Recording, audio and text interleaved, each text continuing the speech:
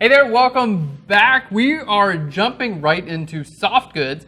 Now, what does soft goods even mean? Soft goods, anything that's not rigid. Okay. Usually fabrics, sometimes clothes, or in this case, we're actually photographing bags. Soft goods generally require a lot more styling. Okay. And styling is just a fancy word for arranging it so it looks aesthetically pleasing. So we're starting off, we have a leather backpack. It's a beautiful, also handmade item here in Chicago. Kind of before we jump into the photo shoot, what are some considerations for this bag? So just like everything we photographed, I really want to focus on looking at it. Okay. And thinking about how you experience it.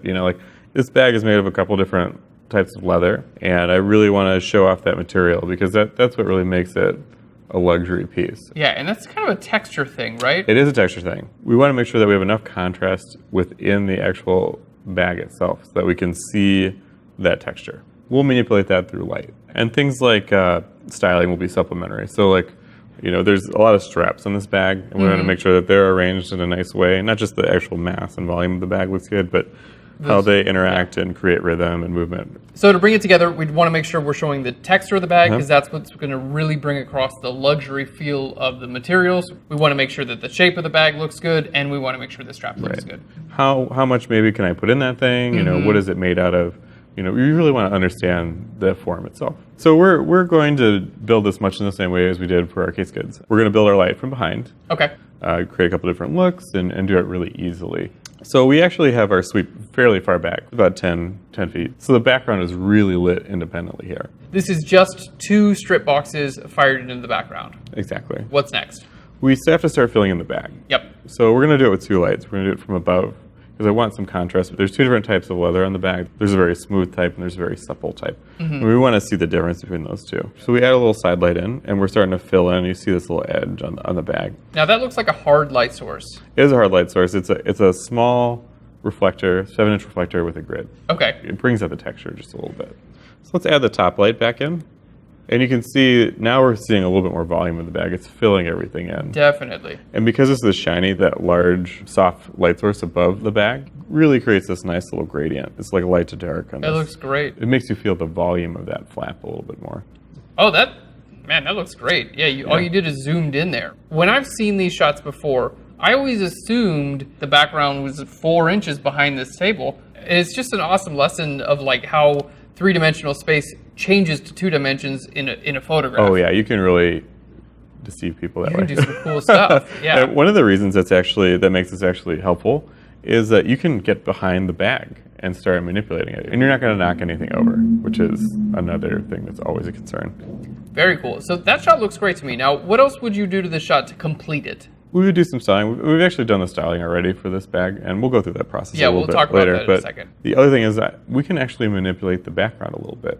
We can turn down our lights Oh, that's really cool. on the background only and get a completely different look. So literally, all you did was turn off the background lights. Right. Instead of light wrap, you get shadow wrap, essentially. So your material looks a little bit richer. Right? What I am noticing it's interesting is we're almost losing a little bit of that reflection on the bottom for the image on the right. So if you remember, we talked about that light on the top of the cabinet Yes. as a glancing light. Yes. That's the same thing that's happening here. That's why it's almost the same value as the background. Oh, okay. You're getting a lot of light bouncing forward towards you. And now there's just less light bouncing towards you. But in Photoshop, if we liked the reflection from the left, of course we can put those together super easy. You can put another background color behind it Oh, yeah, for as sure. a reference, or if you just need a different tone.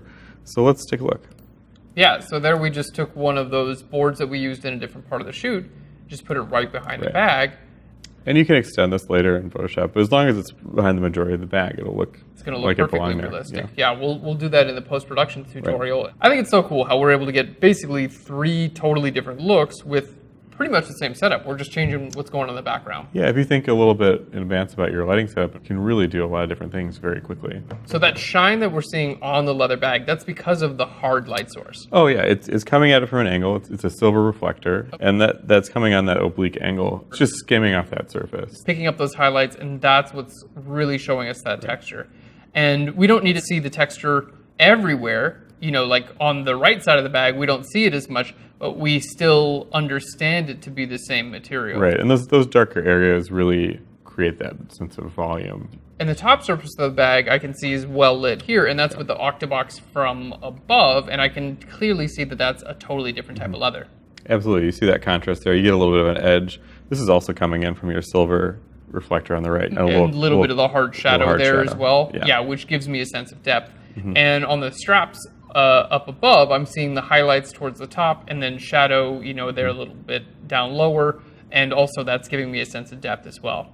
And I see a little bit of a shadow on the right strap there, and that's from the middle strap. The hard light creates that shadow from the middle strap. You want to try to avoid that if you can, but you can't always do that. Right. And probably a relatively easy fix in Photoshop. Right. Just bring that side over. Yeah, we could take that side on the left and put it over there on the right-hand side if we didn't want that.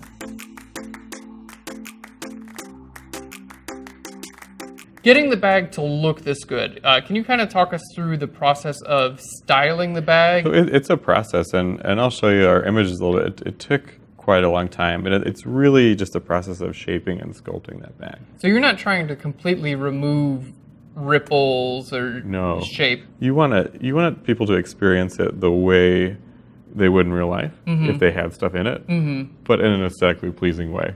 My stylists use anything from foam to like different types of fabric, sometimes even towels if you need something heavier in there. It just really varies depending on the type of effect you're trying to get. I would just suggest you try out different things and see if it works for you. So can you take us through the process of shaping this bag? Oh, we put a pretty heavy rock behind it to keep it upright. There isn't a whole lot of volume in this bag initially, and there's not a lot changing. It's just me trying to manipulate it with my hands, make some sort of impact. But we decided that we needed a little more stuffing.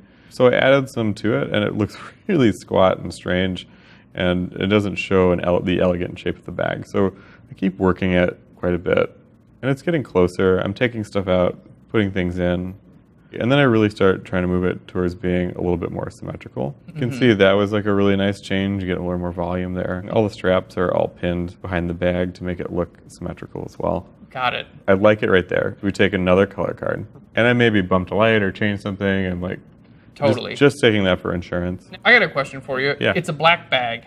Right. How important is white balance? It's very important. You would be surprised.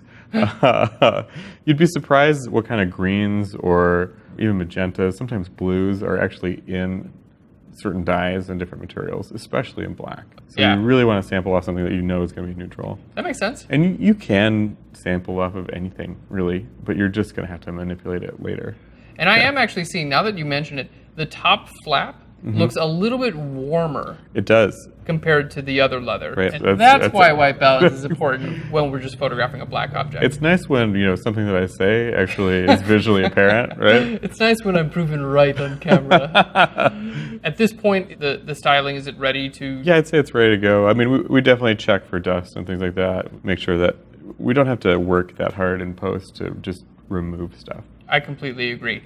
That looks great. So we've got our bag styled properly. We've gone through our lighting already. And at this point, now we have a few different options for our background. So basically everything is wrapped up together in a nice tidy bow. Yeah.